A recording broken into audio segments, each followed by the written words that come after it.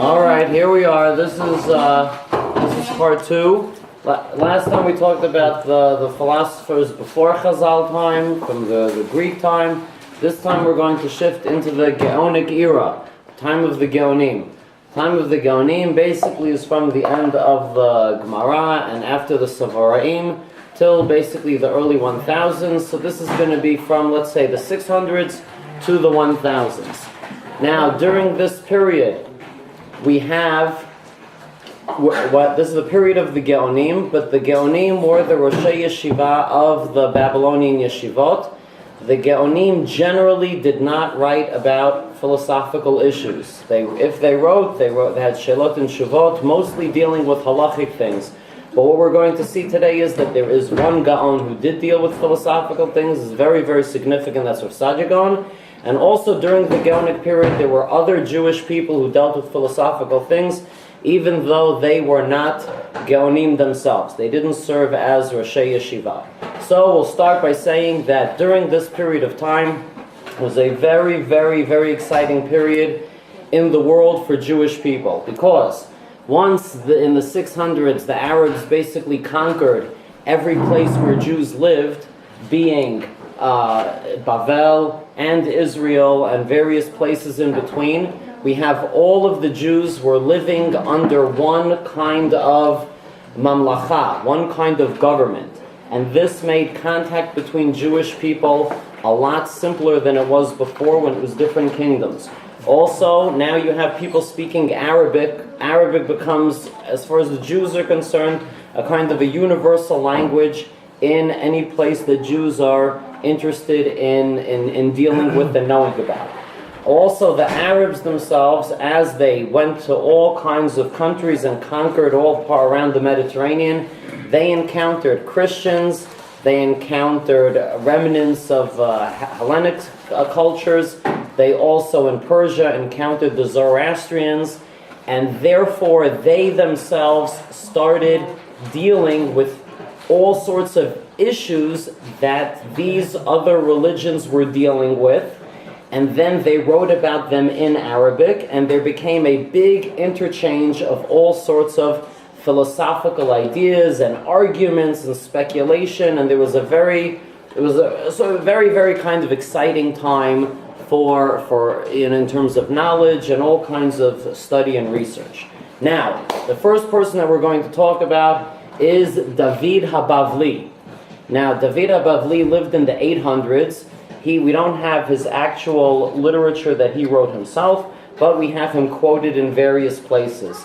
He's kind of a mysterious figure as far as the Jewish people are concerned, because it could very well be that at some point in his life he converted to Christianity or dabbled in Christianity and then came back to Judaism. So he's sort of, let's call it, a very mysterious kind of a figure as far as we're concerned. We know that he wrote a commentary to Bereshit and a commentary to Kohelet that incorporated some elements from church fathers and early Christian commentary. But as far as the Jewish people are concerned, he is quoted by some very, very early Jewish thinkers. And what's significant for us is I believe that he's the first person to deal with a question that would become a very, very big question for Jews later on. And the question is, he asks, does a person get reward in the future? The reward that a person gets, is it for the body and the soul, or is it only for the soul? Now, his idea is that on the one hand, it seems that since the body and the soul both worked in this world to do the mitzvot and to stop doing averot, it would make sense that along with the soul, the body should get some kind of schar. On the other hand, if the reward that you get is after you die, then there is no body. But on the other hand, he says, but then there's tchiat hametim, so then you get your body back.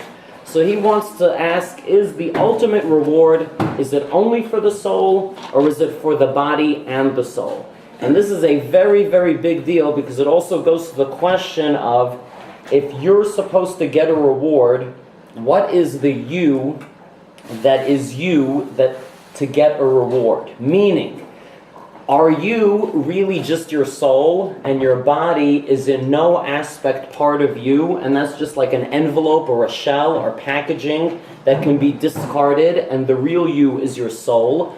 Or is what makes you you some kind of a combination of your soul and your body together? And the soul, if you take the soul and separate it from the body, then you're not quite the you that you are right now.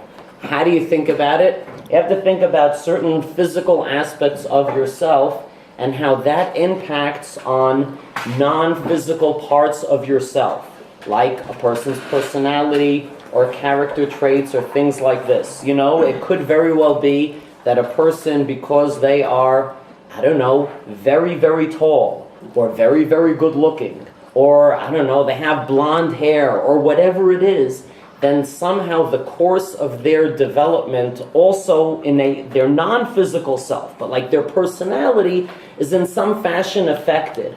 And if you would remove the soul from that body, then in some fashion you're not really you anymore. These are the issues that he dealt with. The answer that David HaBavli proposed was that he feels that there must be a reward for both the body and the soul. How does it work? He says it's not really comprehensible. It's not really understandable, but he says it has something to do with Tchiyat HaMeitim. Very good.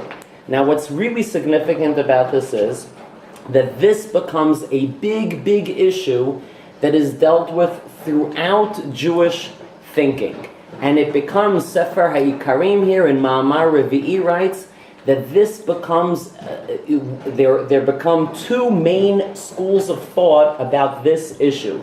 These schools of thought are represented by the Rambam on one hand, and the Ramban on the other hand. And they're both really dealing with this issue in a way. The Sefer HaYikarim writes, he says, listen, there are two ways to understand Tchiyat HaMeitim. He says, the Rambam says that the Meitim Asher Yichyu, the Meitim that come back, the dead people that come back to life, Yishtamshu b'chol hargashotaim achushiyot k'minhag olam, they'll be like regular people, v'achar yamutu v'yashuvu la'afram, and then they will die again, and because the ultimate reward that the Rambam says, the eternal ultimate reward is really only for the soul.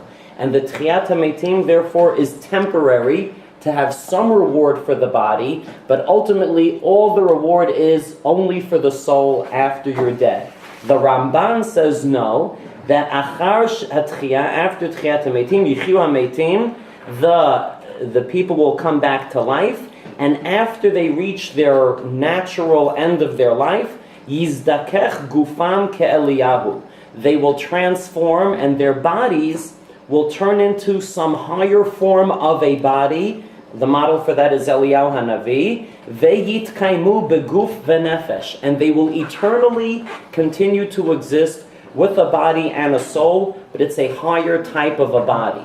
So you see that this question of whether the eternal reward is for only the soul or for the body and the soul is a perennial question, and the Rambam takes one position that it's fundamentally for the soul. The Ramban and people who follow that approach take another, and that is that it's for the body and the soul together, but a different kind of a body.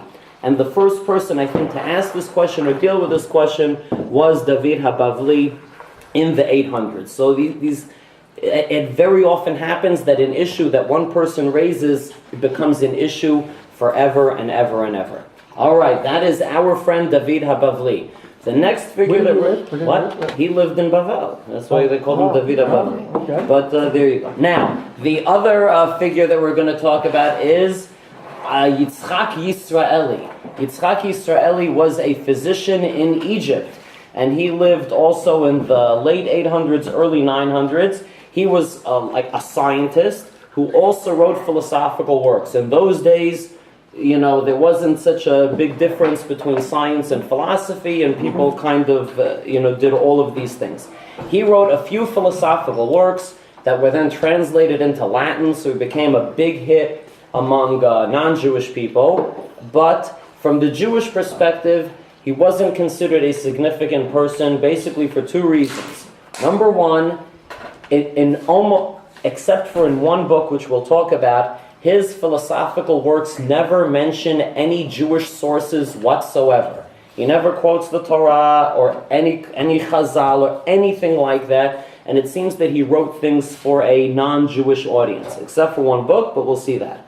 Also, he is mentioned by name in letters of the Rambam, and the Rambam basically says that he is insignificant, and the Rambam writes, he just collected stuff, but he's not really a big thinker. However, we do know that he corresponded with Rav Sadia Gaon, and we don't know exactly what they corresponded about, but they knew each other, and he was to a degree significant enough that people, read what he wrote, and people discussed things with him. Now, from our perspective, from the Jewish perspective, what is important about him? He wrote a book called Sha'ar HaRuach VeHaNefesh, about the soul. In this book, it's the only one of all of his books that he writes anything, and he quotes anything from the Torah. And here he tries to talk about the nature of the soul. And in this book, he brings an idea, which I think is also a first, which people then build on later. And he's the first person to talk about it, where he talks about something called the 3 degrees of the soul. He says that a person, there are 3, let's call it levels of a soul. There is the vegetable soul, the animal soul, and the rational soul. And if you're familiar with this is, we talk about, the nefesh behemit and the nefesh sichlit. He's a person who talks about it. What is the vegetable soul? The vegetable soul is a very low-level thing that is concerned with procreation and nourishment and basic things that make you alive. Then you have the animal soul, which is something that moves and pursues pleasure. It has some kind of desires other than just being alive. Then there is the rational soul, the 3rd level, which distinguishes between good and evil and makes choices and all these kinds of things. And he says, obviously, that the true person is a person who lives according to the rational soul and not just, the low-level people who just follow their animal souls and are seeking pleasure all the time. Now, this idea of a triple soul is dealt with in a lot of sources. The Rambam talks about it in his Hakdama le Pirkei Avot, the Shmona Prakim, the first parak. The Rambam writes like this: Da shenefesh ha'adam achat. The soul of a person is one. There is only one soul. Yesh la peulot rabot, chalukot. It can do a lot of things, and that's why some people refer to it as nefashot, multiple souls. He says, V'yachashev ba'avor zeh sheyesh la'adam nefashot rabot. That's why sometimes people consider it as if people have multiple souls. And he says, and therefore people call the souls, he says there's the 3 kinds of souls based on Galen, the tiv'it, the chiyunit, and the nafshit.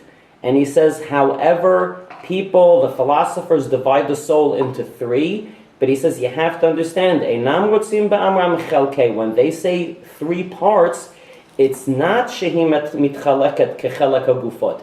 It's not divided up like the body, like different parts. Rather, it has different peulot, different actions. So the Rambam's understanding is that even if you might say that there is a nefesh behemit that pursues pleasure, it's not that it's like a separate, let's call it organ, other than the regular soul. It's just that part of people that is animalistic we call the nefesh behemit. But it's not like there's an actual different soul.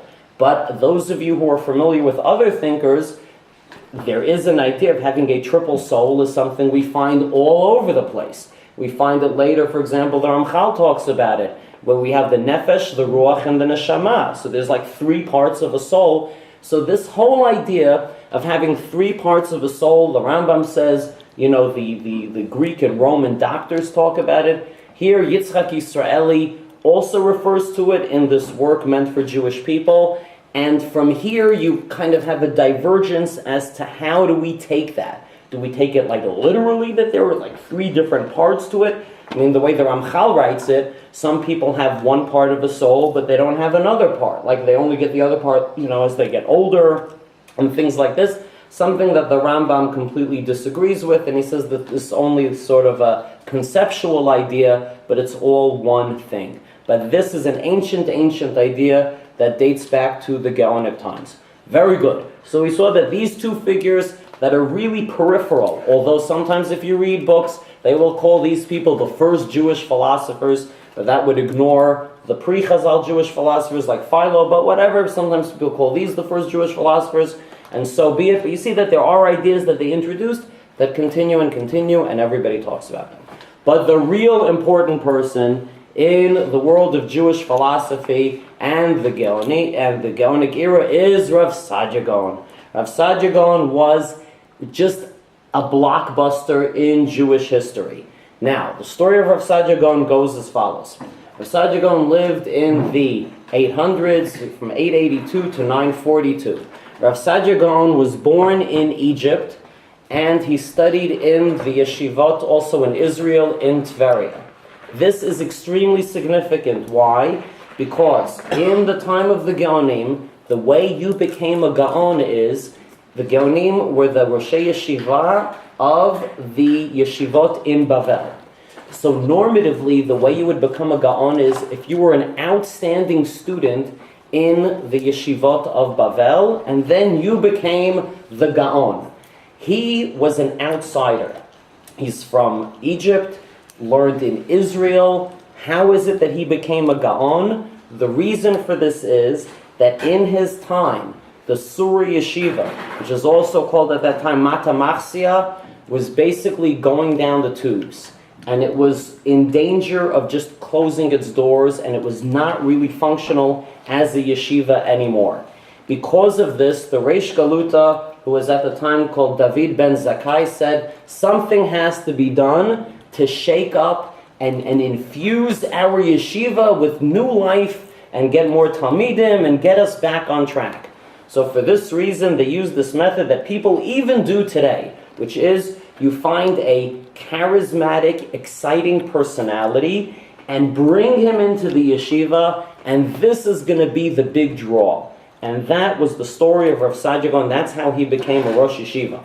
And so you already know that he has to be an exciting, charismatic person.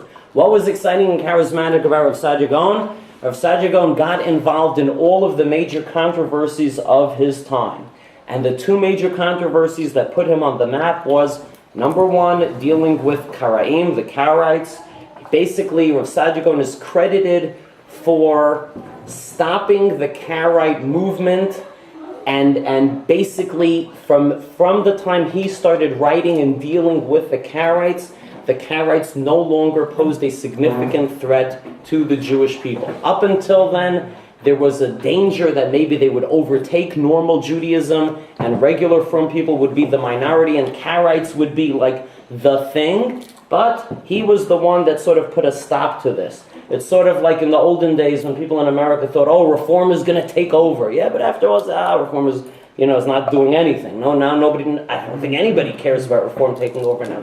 It's not an issue anymore. Rav Saadia Gaon was the one who laid the Karaites to rest. Also, he was involved in another big controversy, which is the Ben Meir controversy. The Ben Meir controversy is a famous issue where the Rabbanim of Israel, led by a Rosh Yeshiva called Ben Meir, in the year 922, had a different idea of how to calculate the calendar. And it wound up that their version had a 2-day difference between the Israeli version of the calendar versus the Babylonian version of the calendar. And this became a big fight in terms of who has the authority to set up a calendar, and it would have caused a 2-day difference between Israel and Bavel, and all the Chagim would be 2 days apart. And this was very scary. And it was Rav Saadia Gaon who came from the Israeli yeshivot who wrote against Ben Meir, and he's also credited with turning the tide there. So he was like a big gun. When David ben Zakkai brought him in, he was warned before, do not bring him in. Why? Because if he's the guy with a strong personality and gets involved in all kinds of controversies, you don't know what's going to happen when you bring him here and give him this job. And lo and behold, when he came there, he got into a huge fight with the Reish Galuta. The fight was over a court case having to do with inheritance, and the Reish Galuta basically was on one side of it, felt that he should be getting some money. Rav Saadia Gaon said there was no way, and he overturned that ruling. And basically this caused a big fight between him and the Reish Galuta who brought him in. And for 6 years, Rav Saadia Gaon had to, well, there are different versions, either run for his life or go into hiding, or he was simply deposed from being a Rosh Yeshiva. But those 6 years were fantastic because, being that he wasn't Rosh Yeshiva, he had time to write Sfarim. And it is during this period in his life that he got to write a lot of books, one of them being his philosophy book, Sefer Emunot V'Deot. This, by the way, is also the story of the She'iltot. The She'iltot is Rav Achai, who we call, authored by Rav Achai Gaon. We call Rav Achai Gaon, he was really never a Gaon. He was also in a political move. The Reish Galuta appointed his assistant to be the Gaon over him. Rav Achai then felt very insulted. He said, enough of this. I'm not on the Gaon track. I'm not like getting tenure. He moved to Israel, and being not a Gaon, he wrote the She'iltot. So you have a lot of literature gets produced when you don't have a job. So there you go. It's very, very good. Now, what Rav Saadia Gaon is also credited with doing is he invented a certain kind of literature that apparently hadn't been invented before. And this is something that we call, in the technical language, a monograph, which is a book written on a particular topic for the reason that the author is interested in that topic. Up until then, the Geonic literature was generally reactive. Like, for example, Seder of Amram Gaon. It was a question that he was asked, and he wrote back. They asked him, how do you daven? And he wrote back a book that was a siddur. But it was, an answer to a question. The She'iltot, right? It's questions, and here we have answers. Rav Saadia Gaon, started a new thing. He says, I'm going to write books on things that interest me. Boom. And therefore he wrote a book on Shtarot. He wrote all kinds of books, one of them being Emunot V'Deot, which is an exciting idea that this is like what you can write about, especially as a Gaon. Also, he's kind of an interesting figure because he wrote a book called the Igron. The Igron is a rhyming dictionary, which is, like if you're a poet and you have to find a rhyme, so you look it up in his book. So he has like all kinds of, he's like a very outside the box kind of guy. So that's very exciting to be, Rav Saadia Gaon type of person. So now let's see what kind of things did Rav Saadia Gaon bring to the table that then became part of Jewish thinking. Now, one of the reasons why Rav Saadia Gaon wrote Emunot V'Deot is to combat, and this is always what we talk about in philosophical Jewish writing, it's either to combat or react to some other ideas that are around, and the main idea that he came to oppose is the ideas of the Karaim. So there's a lot of things in there that's anti-Karaite, and that we'll see as it develops. Now, the first thing I want to talk about from Rav Saadia Gaon is something that he writes in his Hakdama, in his introduction to Sefer Iyov. And this is what he writes. Now, maybe you'll see if this is familiar to you or not. He says, when he talks about Iyov and Iyov's suffering, so this is in his introduction, he says, when a baby is first born, a baby screams. Because a baby is not used to this new life that he's in now. He was used to another kind of life. And every time there's a new life, you have to get used to it and transition. So too, when a baby is first weaned, it's difficult for the baby, and he cries about it, and it's annoying for the baby, but ultimately, it's good, and then the baby is happy later on. So the passages in life, they're not agreeable at first, and you don't enjoy it, but ultimately we find out it's for the better, and then we can enjoy it. This model, or this allegory of the baby, is, when do we have it, or when do we talk about this? What? The Medrash. It's the Medrash, and we talk, in the womb. The baby in the womb, right? We talk about this idea, and we talk about it a lot in all the books about Avelut. We talk about it, transitioning to Olam Haba, and all this kind of a thing. Very good. So that's a famous thing that Rav Saadia Gaon mentions. The other thing is, and this is now a very, very big deal, is his definition of what is De'ah. The book here is called Hanivchar Be'emunot V'De'ot, right? Beliefs and, let's call it knowledge. What does De'ah mean? Rav Saadia Gaon writes as follows. He says in his Hakdama, Ra'ui sheneva'er, mahi hade'ah. What do we mean by de'ah? And he says like this. It's inyan hamitzteya b'nefesh. It's something that we, let's call it, understand in our soul. But how do you do it? He says like this. Kasher, it comes after ha'iyun. You have to have a period of iyun, investigation. Once you finish that, then yichlalena hasechel, then the mind sort of takes it in, vayakifena, and surrounds it, v'tusag b'nefesh, and then it is understood in the soul. V'naseh adam ba'al de'ah be'oto davar. That's how a person is considered to be knowledgeable about a thing. V'tzofno b'libo lizman o lizmanim acherim, and you hold it in your heart for a later time. What's interesting about this is that he says that the de'ah can only be understood as coming after what we call iyun, investigation. If there is something that you have not investigated, that really can't be called de'ah.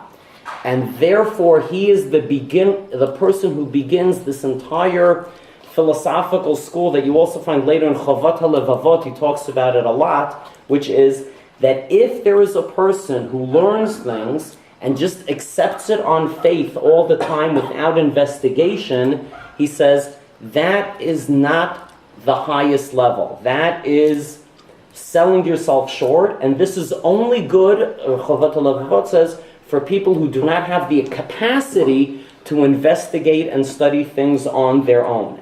And this becomes a whole issue, whether what's better.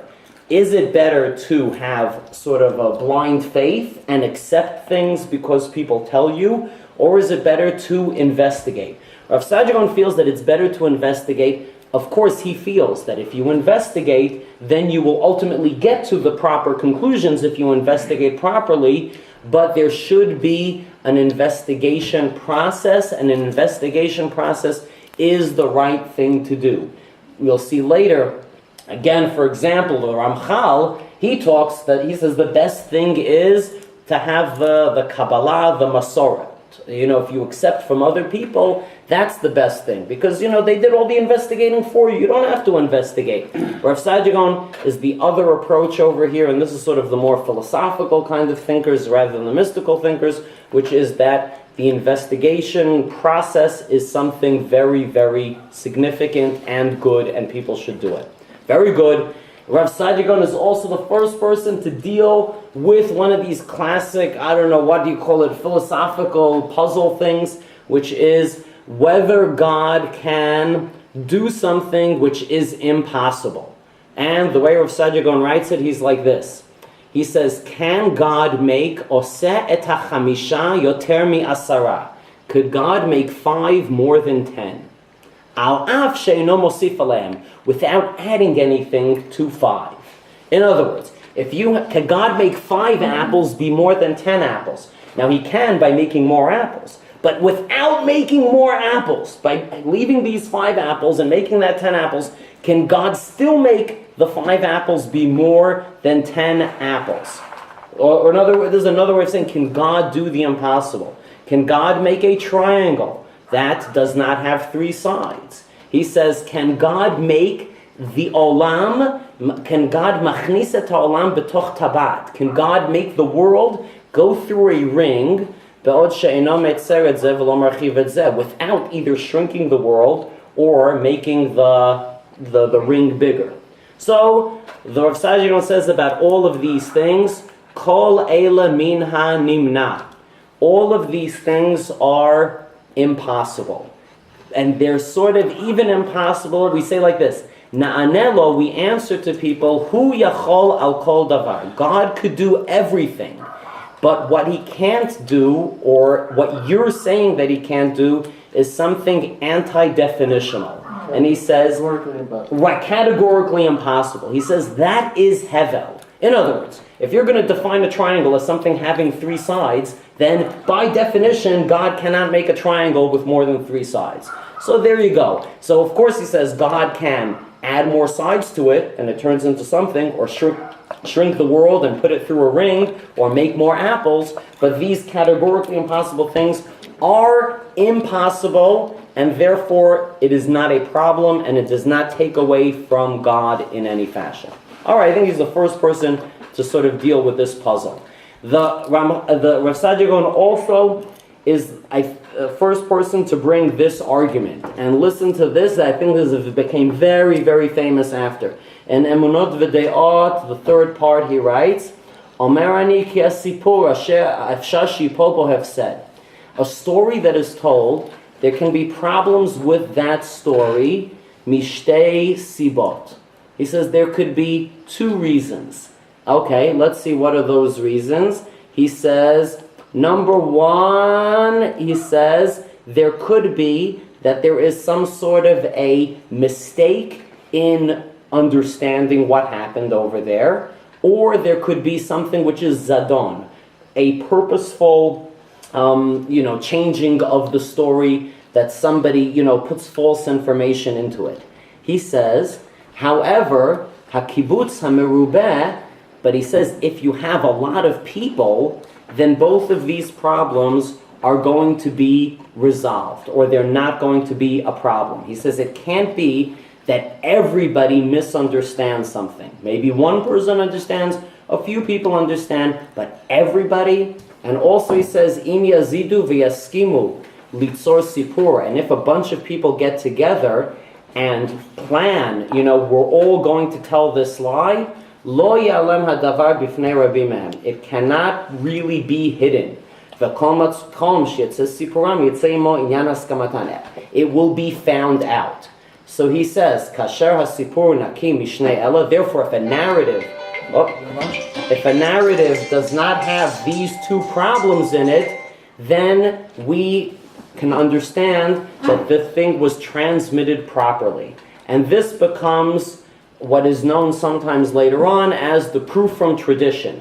In other words, since Ma'amad Har Sinai was with all of the Jewish people there, and they all report the story, therefore it cannot be that there was some kind of a fallacy involved in this. And this is one of the proofs that I think even now you see in books like, I don't know, what are those books? Permission to receive, permission to believe, various variants of... Doesn't the Ramban bring it by Har Sinai? The Ramban brings it by Har Sinai, and he brings it by Har Sinai too. So it's a similar kind of a thing. He, I think, is the first person that talks about it.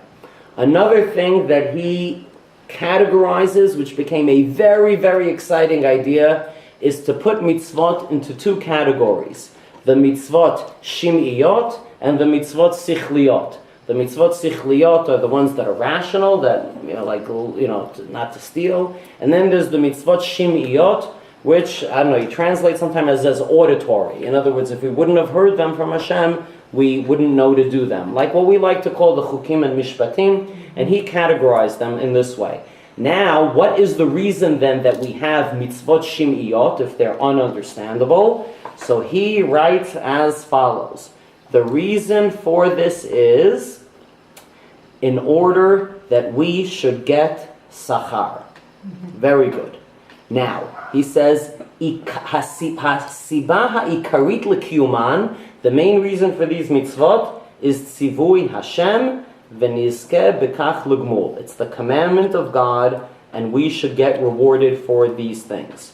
Now, this is sort of a blockbuster idea. What's the blockbuster idea?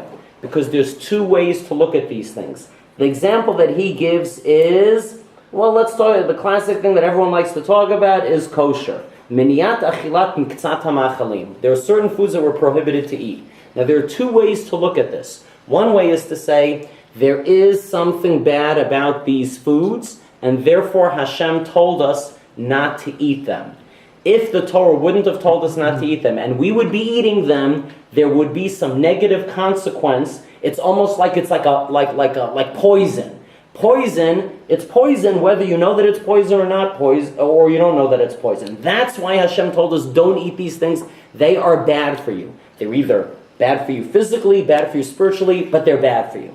Rav Zvi Ron does not accept that approach. He says what makes these things bad for you is because Hashem commanded you not to eat them. And what makes it bad is that you're breaking God's commandment. But there's nothing inherently problematic with a pig per se. What makes it problematic is that Hashem says that this is something that you can't eat. Meaning that if we would have a machine that would be a sensor that could sense good and evil, he said that it would not sense anything with tray food. Whereas more mystical people, would say that it does, and it is metamtem v'lev, and things of this nature. This is his idea. But then further, he has another exciting part, and he says that even with these things, even though the real reason is just to get a reward for listening to what God says, but essentially these things are, let's call it arbitrary. He says, Hareini motzela ruban ta'amim pratiim mo'ilim. But most of them I can find practical good things that they also result in. Let's see, what is an example? Shabbos. He says, hey, there's good side effects for Shabbos too. Kedei lanuach mirov ha'amal. To take a day off, to rest. Lahasig mehem ma'at min ha'chokhmah. To learn things. Losif ma'at betfilah. Daven a little more. Yitpanu b'nei adam lifgosh zeh et zeh. And people could hang out together. Behit kaptzam. You could, get together and have, social things, Shabbat Yeshuv and all of these kinds of things. V'chein kol kayotze b'zeh. So these things also have these extra, sort of social kind of benefits, if you want to call it that way. He says it's not the real reason for it, but it's a nice side effect. Then he says, what about eating kosher food? He says that's also something that's good. Number one, kedei shelo ya'avod ha'adam shum davar mehem. This makes sure that people never worship animals. Because animals are either going to be something that you eat, and then of course you're not going to worship something that you eat, or it's something that is disgusting and you're not allowed to eat, so you wouldn't worship that either. And that's why Jewish people don't have the concept of, like in India and all that kind of stuff. Very good. So he has these, let's call it positive type of side effects for this, social kind of things or good things for the people. Very nice. Next, the other thing that he likes to talk about is Olam Haba. The Rav Zvi Ron writes that Olam Haba is an absolute necessity. Why? Because otherwise we have a huge problem that life isn't fair. He says the bottom line is that it is tzaddik v'rala, rasha v'tovla, all these things happen. Life just isn't fair. What's the solution? Things get made fair in Olam Haba. And he says, and the proof is that there has to be an Olam Haba. He gives an example. Misha harag nefesh echad neharag. If you're a murderer, okay, so you're put to death. Kmo sheharag eser nefashot. Okay, and if you kill 10 people, you're also put to death. So he says it can't be, that's not justice, that you get the same punishment if you're killing one person, killing 10 people. Therefore, there must be an Olam Haba. And in Olam Haba, everything gets evened out. This is sort of the proof that there must be an Olam Haba. And connected to this, he writes, that's why people who do not believe in Olam Haba have a very, very big problem. Their big problem is that life really isn't fair. And he says, and therefore there are certain people, he calls it Anashim Mimi Shenikraim Yehudim, people who call themselves Jewish, Matzatim Aminim Begilgul. They believe in reincarnation. And they believe that Ruach Reuven Tiyeh b'Shimon, and Achar Kach b'Levi, that the soul or spirit of Reuven can go into Shimon and then into Levi and all this kind of stuff. He says, this is not a Jewish belief. This is a Karaite belief. Why is it a Karaite belief? Because the Karaites, because they don't have Torah Shabbal Peh, they do not have Olam Haba. If they don't have an Olam Haba, then there's no Olam Haba to make everything fair. So therefore, how do things have to get fair? In Olam Hazeh. And therefore, it must be that you come back to Olam Haba Hazeh again, and then things even out. And that's their explanation for why there's some people who have a good life and a bad life, and it doesn't seem fair because it all has to do with the previous life. And this then is the first, let's call it official Jewish thinker. Last time we talked about Philo, that he talked about reincarnation, but he's not really considered mainstream Masorah. Rav Zvi Ron is the first mainstream Masorah figure who talks about reincarnation, and again, he talks about it to reject it. Yes, sir? Druze have the same idea and it's roughly the same time. Yeah, very good. Yes, this is right. Roughly the same time, it's all about reincarnation. Right. So his understanding is that reincarnation is an alien idea that he says, Karaites took it from an outside source to resolve this, puzzle. Karma. Yeah, karma, all of these things. He says, if you don't have Olam Haba, then this becomes your solution. Another fun thing that he does is, since he's talking about this issue, he talks about Tchiyat HaMeitim, and he has all of your classic questions that people like to ask about Tchiyat HaMeitim. He says like this, Inem Yitchatnu, if people are married, Ha'im Tachzor Eshet Kol Ish Elav, Imi Tichye Imo. Are you married when you come back in Tchiyat HaMeitim? Or, once you're dead, you're not married anymore, yes? Because you're like a widow and, okay. He says, this is a good question. And then he goes on with other things, and he has a very nice question over here. He says, then he says, another question is, Gamzeh, you could ask, Ha'im yitztarchu otam sheyichyu lahazot meidin da'olav. People who come back, are they going to have tumat met, and then they need the ashes from the paraduma to make them tahor? Because, if you had contact with a dead body, then you're tameh met, and here you were dead, so you had contact with yourself, come out of a graveyard. What's your deal? Good questions. So he says, he's the first person to ask like these nitty-gritty questions. And he says, here is the answer. He says, listen, look, it's Tchiyat HaMeitim, Kevan she'yavo imahem Moshe Rabbeinu, Pturim anu mila'ametz et machshavotenu bekach. Moshe Rabbeinu is also going to come in Tchiyat HaMeitim, and he will answer our questions. So we are putter from thinking about this. But it's exciting that he says that, because he's the big iyun guy, right? He says, you're supposed to investigate, but here we're patur from this. Okay. And he says also, Ein da'atenu maseget ela matzavenu. We can only understand our life. But in this other, who knows how things are going to work over there? We don't know.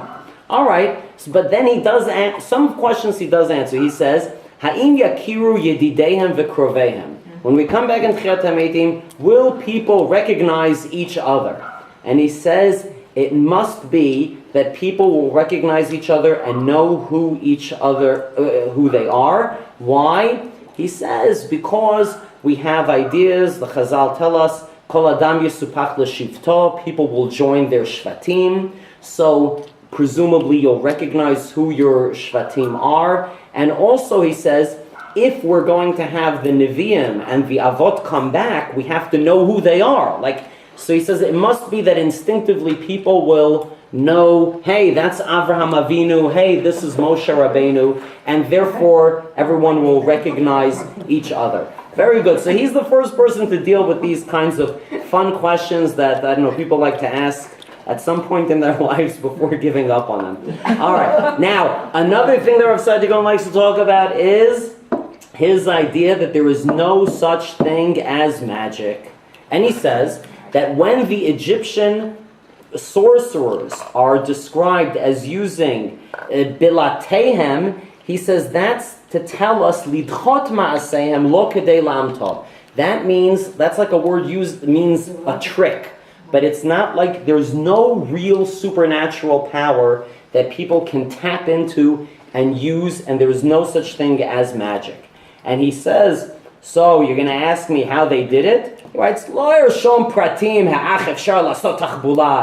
going to tell you how you can do it. He says, they used mayim muatim. They only used a little bit of water. You could put in, food coloring and make it look like blood, but it didn't really transform to blood. But it looks like it's a trick. And he says, also, menichim b'ktzat hamemot davar mesuyam. You could put certain things in water, like pepper or whatever. V'yivrechu mimeno tzfardim, and frogs can jump out. He says, kol ele lo yitachen kmotam b'dvarim hagdolim. That's why with Moshe he did things on a vast scale. That they couldn't duplicate. But on a minor scale they could with tricks. This is an interesting idea because he doesn't accept the concept that there is such a thing as black magic. He says there's miracles, but that's Hashem doing. But there's no Harry Potter, you say a spell or you combine things. There is no such thing. What's an interesting complication is that there are certain points where it gets a little bit complicated in terms of, well, the famous case is the Balat Ov. The Balat Ov, which when Shaul wants to talk to dead Shmuel, he says, what's the deal over there? Now, you ask, what about what the Torah says? You have to kill a machashefah. So that, the Rambam already, who takes the same approach, that there's no such thing as magic, he says the Torah prohibits it, not because it's something that has power, because it's stupid and you shouldn't do it. It's like a bad, thing to be doing. But what about when you get to these cases of the Balat Ov, and she raises Shmuel and talks to Shaul and all of this?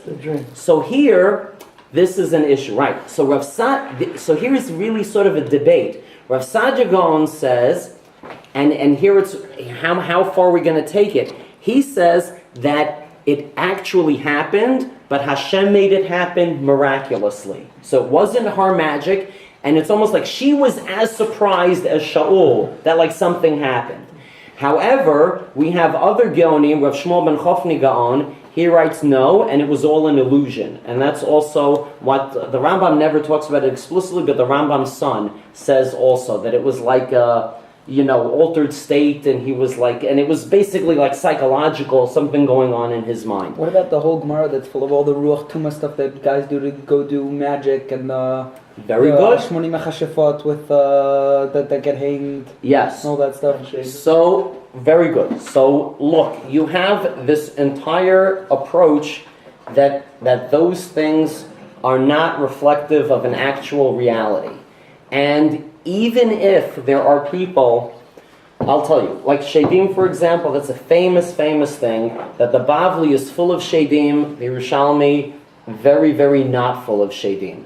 And the standard understanding, and this is what they were saying, is that Shadim was something that the Jews in Bavel picked up from the local people.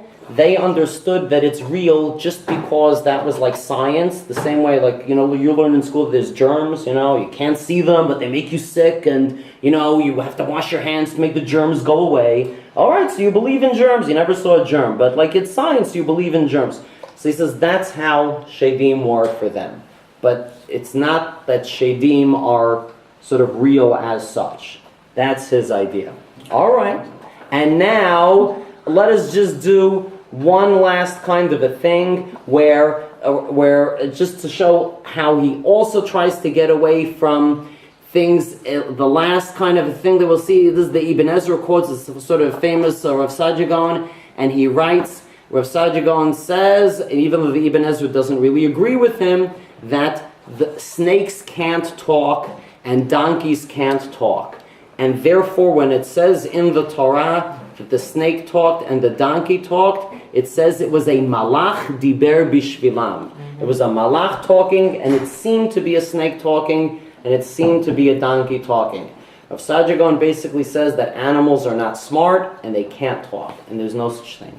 And even though Rav Shmuel ben Chofni Gaon, he says, no, you can't say that. I mean, if it says that, the snake talked, then the snake did talk. And the Ibn Ezra also says, Hayashar be'enai shema dvarim kemashma'am. No, he says also, if it says they talk, they talk. But you see here that this is, Rav Saadia Gaon is caught in a bit of a tension between trying to be like a rationalist, sort of scientific type thinker on the one hand, and also on the other hand wanting to be committed to the text of the Torah, and not to say that it's allegorical, but to explain things in what people call today in a sort of non-mythological kind of a way, and as much as possible to have it sort of miraculous, but not with these kinds of things. That was something that he felt was a bit too much. And that is the story of Rav Saadia Gaon. Rav Saadia Gaon, therefore, is in normative Jewish Masorah, he is the first official from Masorah figure who is a philosopher. Up until this point, Philo was like some sort of, reject as far as normative Chazal is concerned. The other people we talked about today, Yitzhak Yisraeli, no one really cares about. Rav Saadia Gaon is the guy who really, is the person who's the first real philosopher that people can quote and relate to and deal with. Alrighty, and that is the story. I'll tell you one last thing, just an example of him as being a scientist is that Rav Saadia Gaon also talks about, and I talked about this with Birkat HaChama, but I'll just say it again because it's a fun thing. What do we say? That the Birkat HaChama is because the sun is back where it was in Maaseh Bereshit, right? And that's why we say it, right? Once every 20 some odd years. Rav Saadia Gaon says that is not true. He says the sun is in a cycle, and that cycle is 1 year. That's how it goes. There's no, magical other kind of cycle. It's a 1 year cycle. Therefore, when do we say Birkat HaChama? In Tkufat Tammuz every year, which is the summer solstice. So this also just shows you what kind of an attitude he's coming from. It's a much more science-based kind of a thing. And this is the way Jewish thinkers are, that the people who were sort of scientifically minded were the people who were also interested in philosophy. All right, that is the story for today. So 2 short quick questions. Yes, sir, yeah. With regard to black magic, if it was something through the perception of man that was a malach, then he would say that that's the Ratzon Hashem. That's not something that's received as... Like Hashem does stuff, right? But so people can't do things. To speak. Right. If a malach appears to Bnei Adam and they do something outrageously crazy, like jumping into fire and going up to Shamayim. Right. With Shimshon's parents. Yes. They're told that. Right. So that would be a perception of a malach, and that's not black magic. Even though it's breaking of nature. And right. What he wants to say is it's not scientific. He says because he wants to go against the idea that there's a certain kind of science and rules of magic. And if you use those rules, you could make stuff happen. He said that doesn't exist. He says there's no such thing like that. Yeah. Okay, and then the Karaites you said was the main influence, but were there influences of Christianity or Islam? Yeah, there is. Islam is 691. Yeah, there are ideas that his book seems to follow other kind of Islamic philosophy books, at least in the organization and the table of contents. There's the Kalam, and he's but the Olam Haba part. Oh, no, I don't know. Because that's where a lot of people see that the Ramban and the Rambam were fighting against different trends. So the Rambam says that when you die, the only thing you have left is your seicha. Yeah. So that was sort of a trend against the Muslims, that you have the Shivim. And the Ramban was fighting against the Christians, where it's you become spiritual. He's saying no, that you will have Olam Haba, you'll have Here he doesn't seem to be dealing with either of those religions. The main adversary that he cares about is the Karaites. That was who he was worried about. And they were in Israel when he had his learning in Israel. And he was in Bavel. They were also in Bavel. Yeah, they were all over the place. Yeah. And they were the big problem that he had to deal with. Yeah. All right, that is the story. Thank you very much. All right. Thank you. Yes.